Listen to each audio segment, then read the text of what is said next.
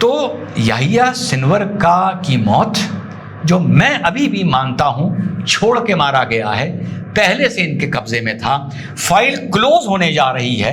लेकिन 3 घटनाएं, B2 bombers का इन्वॉल्व होना, थार्ड का इन्वॉल्व होना, अमेरिका के सोल्जर्स का इन्वॉल्व होना टेक्नोलॉजी के साथ साथ। Today, the mastermind of this day of sheer evil is no more. Yahya Sinwar is dead.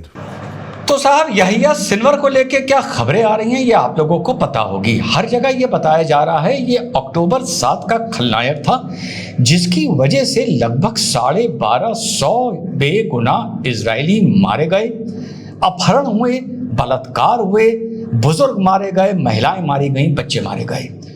मेरा ये मानना है कि सिर्फ 1250 नहीं, याहिया सिनवर लगभग उस क्षेत्र में पिछले 12 महीने में 50,000 मौतों का जिम्मेदार था, जिसमें ये 1250-1300 इजरायली भी शामिल हैं, जिसमें इजराइल के सैनिक शामिल हैं जो सैन्य कार्रवाई में वहां पर मारे गए हैं, और सारे फिलिस्तीनी गाजा के बेगुनाह निवासी महिलाएं बच्चे भी शामिल हैं। तो वो इंसान मारा गया है जो पिछले 1 साल में 1250 नहीं 50,000 मौतों का जिम्मेदार था। जब 7 अक्टूबर की घटना हुई थी तो नेतन्याहू ने जो एड्रेस टू नेशन किया था उसमें एक बात बोली थी। उसने बोला था, नेतन्याहू ने, मुझे अच्छी तरह याद है, कि जो भी 7 अक्टूबर की घटना में शामिल हैं, all are dead man walking. और इजराइल एक बार फिर से धीरे धीरे अपनी इस बोली बात को सत्य करता नजर आया है। कितने फीसदी अभी तक ये सत्य हुआ है ये नहीं पता, भले सीज फायर हो जाए, लेकिन जितने भी इन्वॉल्व हैं, भले सीज फायर के बाद एक एक करके आने वाले 2, 4, 5 साल में इजराइल मारेगा सबको। इसी बंदूक है आज का वीडियो कि इस किलिंग के बाद हमास का जो और इजराइल का जो जंग चल रही है ये किस करवट बैठेगी।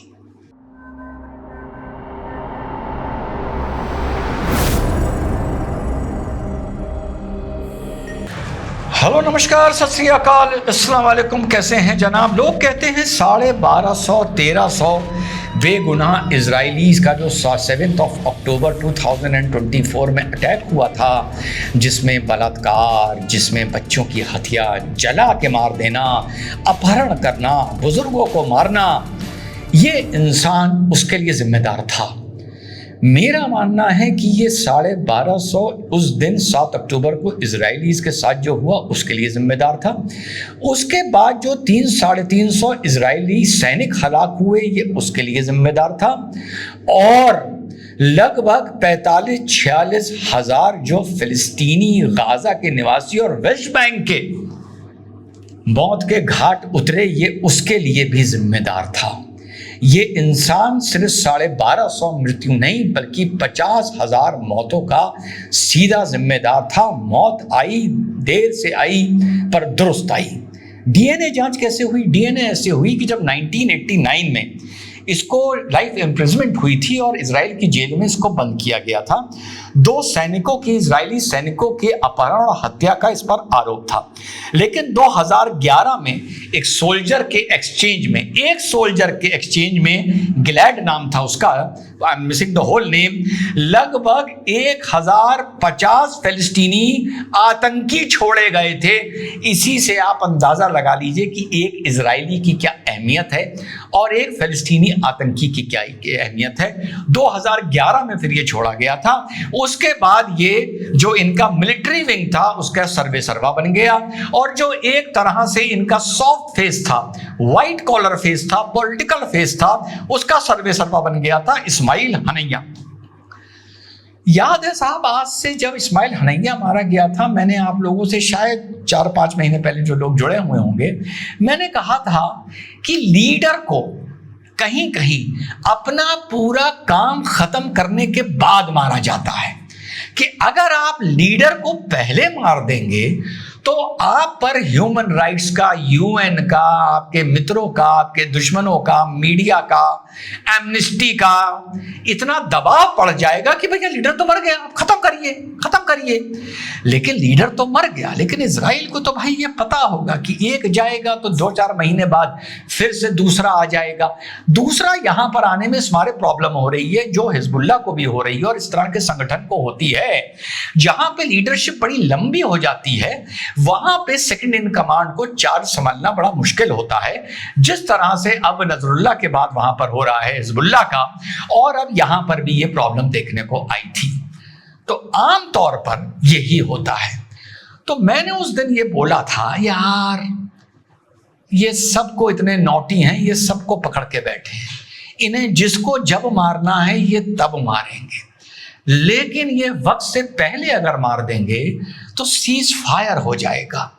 और सीज फायर भले हो जाए, हथियार डाल दिए जाएं, उन लोगों को जेलों में रखा जाएगा, उनको खिलाया जाएगा, उन्हें फिर किसी मौके पर छोड़ना पड़ेगा, और ये बवाल, ये तलवार हमारे ऊपर गाजा से लटकी रहेगी। तलवार कहें या छुरी कहें या पिन कहें, ये अलग बात है। तो ये बात मैंने बोली थी, और मैंने ये भी बोला था कि अब शायद इजराइल इस केस फाइल को क्लोज कर रहा है गाजा की। याद अगर हो तो प्लीज कमेंट कर दीजिएगा, मेहरबानी होगी।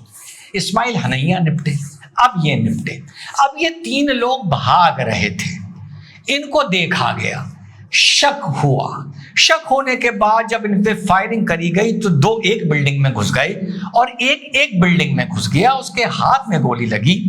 डेड बॉडी फाइनली हम नहीं दिखा सकते हैं, लेकिन वो एक टूटी हुई बिल्डिंग के अंदर बैठा है, और जब खिड़की से अंदर जाके ड्रोन उसको फॉलो कर रहा है तो हताशा देखिए कि वो एक डंडा उठाकर ड्रोन की तरफ मारता है, डंडा उठाकर। उसके बाद जो इनकी फेशियल मॉनिटरिंग होती है, उससे ये लोग कैलकुलेट कर लेते हैं, जो जॉ लाइन की इनकी टेक्नोलॉजी है इजराइल की, कि ये यही है। उसके बाद गोलियां चलती हैं, ये वहां पर उसी तरह मरता है जैसे इसने 50,000 लोगों को मौतें दी हैं। उसके बाद डीएनए होता है, डीएनए स्मारक, क्योंकि जब ये जेल में था तो उस टाइम इसका जब डीएनए सैंपल लिया गया था तो उससे मैच करने में 2 घंटे लग गए, और उसके बाद फॉर्मल अनाउंसमेंट होने सारे शुरू हुए। यहां तक तो बात हो गई। अब देखना यह है कि सीजफायर आता कब है। अब देखना यह है कि इनकी लीडरशिप किनके हाथ में जाती है, क्योंकि ना पॉलिटिकल लीडर इस्माइल बचा और ना मिलिट्री लीडर, मिलिट्री वंग का लीडर यहिया बचा। अब देखना यह है कि जो ये हॉस्टेजेस हैं ये हैं कहां। अब देखना यह है कि ये हॉस्टेजेस एक जगह हैं, हमास के अंडर हैं, या और वहां पे छोटे मोटे जो संगठन पिछले 11 महीने में उभर गए हैं और पहले भी उभरे हुए थे, क्या ये उनके पास हैं। तो अब ये लड़ाई एक हेडलेस लीडरशिप, अब ये जो इजराइल के दुश्मन हैं, जो हमास है, ये हेडलेस हो गया है। अब हेडलेस चीज को कभी कभी कंट्रोल करना भी बड़ा आसान होता है, और कभी कभी चीज इतनी मेसी हो जाती है कि समझ में नहीं आता कि हॉस्टेज रिलीज की बात एक आदमी करेगा, एक ऑर्गेनाइजेशन करेगी, सीज फायर की बात कौन करेगा। तो ये सारे बिंदु हैं जो अभी देखने हैं कि आगे जाके ये जो ऊंट है ये किस करवट बैठता है। नेक्स्ट फेज में एक जो इनका जनरल प्लान मैंने आपको बताया था, जो नॉर्थ गाजा पूरी तरीके से खाली किया जा रहा है, पूरा खाली करो, सब जाओ, 7 दिन के अंदर अगर तुम यहां पर मिले तो तुम मिलिटेंट माने जाओगे, भले तुम्हारे हाथ में हथियार हो ना हो। ये भी मुझे एक इस फाइल के क्लोजर का एक रूप लग रहा है। ये वैसे दक्षिण इजराइल में, दक्षिण गाजा में मारा गया है कि चलते चलते सीज फायर से पहले एक पूरे एरिया को कॉम्बैट जोन बनाकर नॉर्थ गाजा को पूरा एरिया आप कैप्चर कर लीजिए। मैंने आप लोगों से बहुत पहले बोला था 1947 के बाद इतनी जमीन मिली थी, इतनी और इतनी लगभग बराबर पैलेस्टीनियंस को और इजरायलीज को। सन 47, सन 50 में 55 का झगड़ा, 67 का झगड़ा, फिर 73 का झगड़ा, फिर ये अब का झगड़ा। जितना तुम इनसे झगड़ा करते जाते हो इनका एरिया बड़ा होता जाता है। और इस झगड़े में भी मैंने 8 अक्टूबर को चीज बोली थी कि चाहे तुम आखिर में सीज फायर कर लो, कुछ ना कुछ तुम्हारे गाजा से ये लेके जाएंगे। फिलहाल मुझे ऐसा लगता है कि जो ये जनरल प्लान है गाजा को, नॉर्थ गाजा को खाली कराने का, ये भी उसी का हिस्सा है। तो अब देखते हैं गाजा में इस हेडलेस चिकन की या इस हेडलेस मिलिशिया विंग की आगे क्या इनका लॉजिकल कंक्लूजन क्या होता है और हॉस्टेजेस कैसे छूटते हैं। इतना नेतन्याहू ने प्रूव कर दिया जो पहली बार अपनी स्पीच में बोला था, जो भी आदमी इन्वॉल्व है वो डेड मैन वॉकिंग है, हम सबको मारेंगे। और जैसा मैंने पहले बोला, भले तुम सीज फायर कर लो, लेकिन जितने लोग भी इन्वॉल्व हैं, भले उन्हें यहां से किसी और देशों में भेज दिया जाए, उन्हें एंड में जाकर इजराइल मारेगा जरूर। ये हो गई एक घटना। कुछ घटनाएं इस घटना से अब मैं जोड़ के देख रहा हूं जो पहले मैं जोड़ के नहीं देख रहा था। अमेरिका ने इसमें पहली बार अपने B-2 बॉम्बर शक B-2 जो इनका हाईली मॉडर्न बॉम्बर है, उसको हुथीज के अगेंस्ट इस्तेमाल किया है डायरेक्टली। ये बहुत सिग्निफिकेंस है कि इस लड़ाई में अमेरिकन हथियार ही नहीं, अमेरिकन हथियार और अमेरिकन पायलट्स और full fledged American defence forces अब इस वॉर का एक हिस्सा बन गई हैं, भले वो एयर अटैक से ही बन रही हैं। B-2 बॉम्बर का इन्वॉल्व होने का मतलब ये है कि आप उस खतरे को बड़ा संजीदगी से, बहुत ही सेंसिटिवली देख रहे हो, और अब आपने भी दुनिया के सामने ये ऐलान कर दिया है कि भैया हम भी अब बीच में कूद पड़े हैं। इसके बीच कल ईरान की एक बहुत बड़ी रिफाइनरी में एक अज्ञात ब्लास्ट होता है और उस रिफाइनरी में आग लगती है। Point number 2। अब इस यहिया की घटना के बाद मैं रेट्रोस्पेक्ट में जाके इन घटनाओं को देख रहा हूं। घटनाएं तो ये पहले भी हुई थी। पहला B-2 बॉम्बर शक, दूसरा ईरान में कि एक बहुत बड़ी रिफाइनरी में एक अज्ञात अटैक होता है और उसके बाद बहुत बड़ी वहां पर भीषण आग लगती है। दूसरा, तीसरा, थर्ड प्रोजेक्टाइल को जो इंटरप्ट करने के लिए अहम, तीसरा जो थर्ड मिसाइल अमेरिका ने इजराइल को दिए हैं जो उनके डिफेंस सिस्टम के साथ इंटीग्रेट करे जाएंगे। थर्ड का मतलब हो गया terminal high altitude area defence.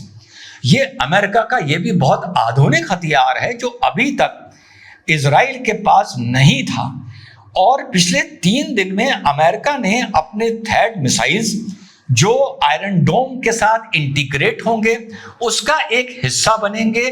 फिर से बता दूं, अपने ट्रूप्स के साथ, अपने ऑपरेटर्स के साथ इजराइल आनन फानन में भिजवाए हैं पिछले 3-4 दिनों में। जो थर्ड मिसाइल है ये सेम उसी तरह ऑपरेट करता है जैसे डेविड स्लिंग करती है या एरो 1 एरो 2 आयरन डोम करता है, लेकिन it is considered more intelligent. ये जो फ्रीक्वेंसी पकड़ता है, जैसा हम लोग बात कर रहे थे कि एक से मैसेज दूसरे को जाता है, दूसरे से मैसेज तीसरे को जाता है, ये इंटीग्रेट होकर ये इतना फास्ट ऑपरेटिंग है और इसकी रेंज इतनी ज्यादा है, and it is considered more intelligent then any other security apparatus air defence जो इजराइल के पास थी। तो यहिया सिनवर की मौत, जो मैं अभी भी मानता हूं छोड़ के मारा गया है, पहले से इनके कब्जे में था। फाइल क्लोज होने जा रही है, बस देखना यह है कि ये फाइल क्लोज होते होते किस अंजाम गाजा का ऊट करवट बैठता है। नॉर्थ गाजा ये फाइनली कवर करते हैं नहीं करते हैं। सीज फायर और हॉस्टेजेस का मैटर एक प्रश्न चिन्ह है, लेकिन 3 घटनाएं, B-2 बॉम्बर्स का इन्वॉल्व होना, थर्ड का इन्वॉल्व होना, अमेरिका के सोल्जर्स का इन्वॉल्व होना टेक्नोलॉजी के साथ साथ, और ईरान की एक बहुत बड़ी ऑयल रिफाइनरी पर एक अज्ञात ब्लास्ट होना, ये सारी चीजें पिछले इस घटना यहिया सिनवर की घटना से 72 घंटे पहले की सब खबरें हैं। अगर मैं एक कियास लगाऊं और इन चीजों को जोड़ के देखूं तो मेरे हिसाब से हिजबुल्लाह को एक विंग संभाल रहा है। गाजा की फाइल अब मुझे लगता है क्लोज होने जा रही है, और मुझे लगता है एक नई फाइल खुलने जा रही है जिसकी चर्चा हम कल करेंगे। जय हिंद, वंदे मातरम, खुदा हाफिज।